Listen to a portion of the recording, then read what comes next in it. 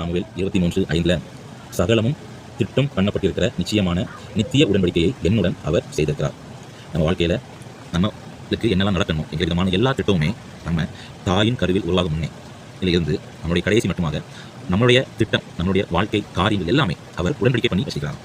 ஆனாலும் அவர் நினைக்கிற காரியங்கள் நடைபெறாமல் போவதற்கு சில வாய்ப்புகள் உண்டு. அடுத்த வசனத்தில் சொல்லப்பட்டிருக்கிறது, பேலியாளின் மக்கள் அனைவருமோ கையினால் பிடிக்கப்படக்கூடாததாய் எரிந்து போடப்பட வேண்டிய முள்ளுக்கு சமமானவர்கள். பேலியால் அப்படின்னா சத்துரு. சாத்தானுக்கு இன்னொரு பேர் பேலியால். கர்த்தருடைய வசனத்திற்கு எதிரானவன் சாத்தான். கர்த்தருடைய வசனத்திற்கு கீழ்ப்படிய விருப்பமில்லாதவன், தன்னுடைய மன மேட்டிமை இதே கடினத்தன்மையோட வாழ்பவன் சாத்தான். அடுத்த ஆளுடைய வாய்ப்புகளுக்கு வசதிகளுக்கு ஆசைப்படுறவன், கொள்ளையிடுகிறவன் சாத்தான். அவனுக்கு இன்னொரு பேர் தான் பேலியால். அவன் கையில் பிடிக்கக்கூடாதபடிக்கு முள்ளு மாதிரி இருப்பான். அவன் எரிந்து போடுறதுலாம் இருப்பான். ஒன்றும் இல்லைங்க, நம்ம வாழ்க்கையை அவர் திட்டம் போட்டு உடன்படிக்கை பண்ணி வச்சுக்கிறார்.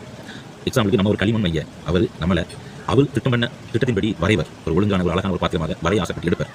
நம்ம பேலியாளின் மகளாக இருக்கும் பட்சத்தில் அவர் நம்ம எடுக்க முடியாது, உள்ளூர்களாக இருக்கும். அப்போ அவர் எப்படி நம்ம எடுக்க முடியும், எப்படி அவர் திட்டப்படி நம்ம வரைய முடியும்? இந்த நாட்களில் பேலியாளின் பிள்ளைகளாக நம்ம இருந்தால் மனம் திரும்புவோம். முள்ளுள்ள பாத்திரமாக நம்ம இருந்தால் அந்த முள்ளுகளை நம்ம வாழ்க்கையை விட்டு விளக்குவோம். கர்த்தருக்கு உகந்த பாத்திரமாக மாறுவோம். கர்த்தர் விரும்பும் பாத்திரமாக நம்ம வரைய ஒப்பு கொடுப்போம். ஆமென்.